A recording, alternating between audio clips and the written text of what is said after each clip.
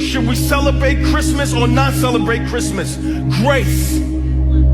Now, if you're in the pagan camp and you don't want to put up a tree and you don't want to celebrate Christmas, if that's your conviction, then don't.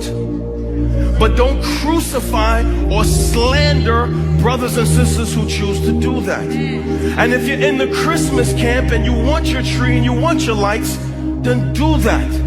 But don't crucify the brothers and sisters that choose not to do that. Don't slander them, non-essentials. Now, where do I land? Philip Anthony Mitchell. Let me tell you where I land. Okay? Here's where I land. I don't think I've ever met a person who does not celebrate their birthday or post about their birthday or bring friends and family around their birthday or get a cake for their birthday. It is normal for human beings to celebrate their birthday. Do we know the day that Christ was born? No.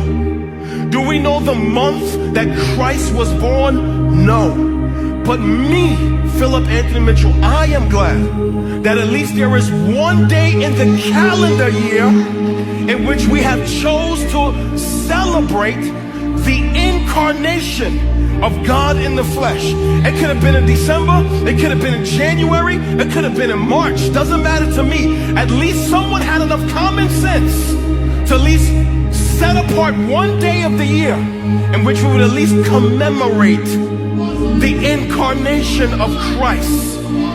So if you want to throw out the tree, throw it out. But should we throw out the celebration of the incarnation of Christ if your birthday is good enough to celebrate?